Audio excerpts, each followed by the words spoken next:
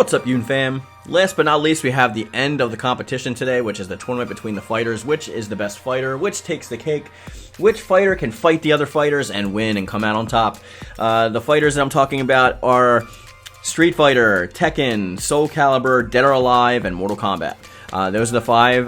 Just to catch you up, the first day we were talking about story and characters, and Mortal Kombat actually took the cake for me with that. The second day we were talking about gameplay mechanics and actual battle mechanics itself, like the gameplay feel, and Dead or Alive actually won that one. And today we're going to be talking about the online experience and gimmicks together. And then after that, we're going to actually, I'm going to hold out on which is my favorite or which is the best fighting game overall. We are going to do that on the live stream on Saturday. So if you like these videos, be sure to tune in on Saturday at 1 p.m. Eastern Standard Time, and we will announce the winner of this contest of everyone. So join in to see if your favorite fighting game won. With that being said, let's jump right into today's topic.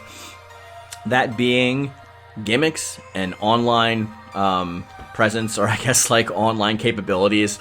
A lot of this falls into netcode and like whether you're plugged in with an Ethernet or Wi-Fi. So a lot of this is really negligible and it's based up to everyone's own experiences. That's why I wanted to throw gimmicks in here as well, because that's a big part of it. Not the online aspect, but of these games as well. So we'll briefly go over online. In my experience, the best online that I've felt, we'll start from number one, is honestly, I've had the best time in Mortal Kombat. I think it's got the best netcode out of them, and I have the least lags and the least kickouts when it comes to online matches.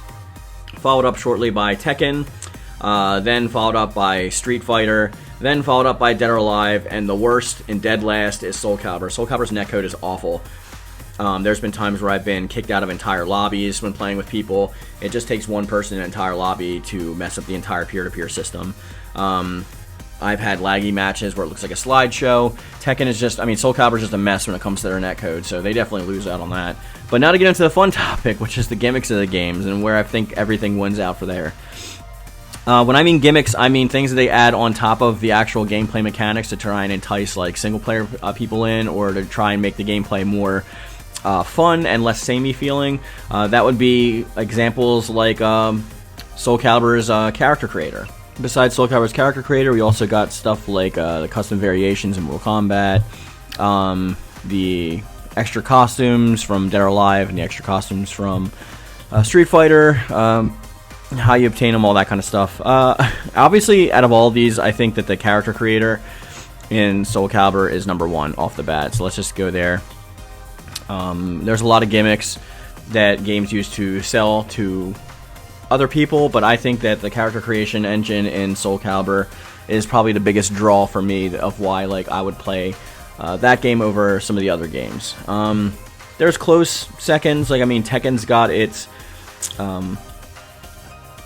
character editor where you can like edit their characters, and like that's actually got some cool function and features by it. Like if you equip a knife, you can use the knife. If you equip a gun, you can use the gun, etc. I think that's pretty cool. Mortal Kombat has a good character customization option also, and it's very rewarding because like you have to compete in like these kind of timed towers in order to unlock certain costumes that you would want to get.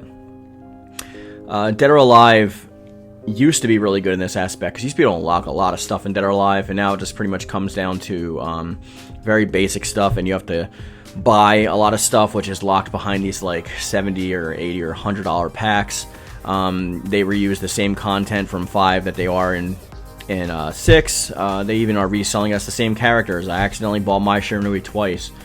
That kind of stuff kind of pisses me off. So I think when it comes down to the gimmicks, like which is best, we're going to go with the worst first. And the worst offender in my eyes out of all of these games is probably Dead or Alive. Dead or Alive is the worst when it comes to gimmicks and actually putting forth a warranted product. So their extra costumes are really expensive, and if you have the PlayStation, you are lucky enough and privileged enough to purchase them one at a time. But if you have an Xbox, unfortunately, they don't give you such option. You are stuck with the $80, $90, and $100 character packs.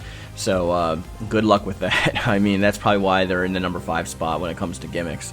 Number 4, I'd probably have to say number 4 is probably Street Fighter. Street Fighter has some cool unlockables, but a lot of that is with in-game currency, like the fight money and the points, which are kind of hard to come by. I know you can take a long time and unlock like one character. The one good thing for them is everything they offer from DLC you can purchase in game if you play hard enough, but it's just extremely grindy to get to there, so it's a lot easier to buy it. So therefore it incentivizes you to buy it, so that's why I put them at number 4.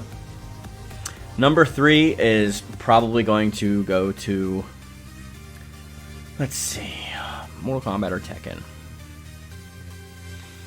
I think I like the gimmicks better in... Okay, so we have combinations here, and if this was like one of the older 3D era games, this would be a little bit more of a debate, because Tekken offers like the bowling mode.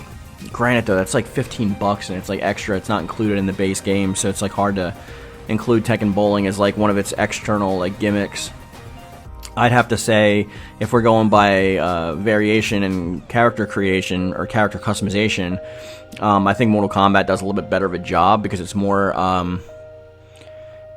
streamlined. So like they have outfits for Scorpion, right? So those are for Scorpion. You can unlock them, you can customize them, and that's your Scorpion, right? You can even customize the moves. When it comes to Tekken, they have a little bit of that, but most of it's like generic stuff. So like changing their hair, but you can do the same thing for every character. Changing their costumes to these basic costumes, you can do the same thing with every character again. So I do think if we're taking Tekken Bowling off the table because it's an external mode that we have to purchase, I think Mortal Kombat does a little bit better of a job. So that means that Tekken would probably fall in the number 3 spot. Number 2 would then go automatically to Mortal Kombat for reasons that we've mentioned, and number 1 would go to Soul Calibur. As much as I liked Soul Calibur 5's customer character creator better than Soul Calibur 6's, I do think Soul Calibur 6 does do the job. You can still get a lot of good and unique custom creations out of it. It's a really good gimmick to add to the game. They have whole modes centered around character creation, such as Libra of the Souls, where you put yourself or your character into the storyline with the other cast characters. There's just a lot of fun stuff that you can actually do. I do wish you can unlock stuff more as opposed to just buying it, but that would just be reasons why it would go further down the list, but I think it's the best in terms of these games when it comes to gimmicks.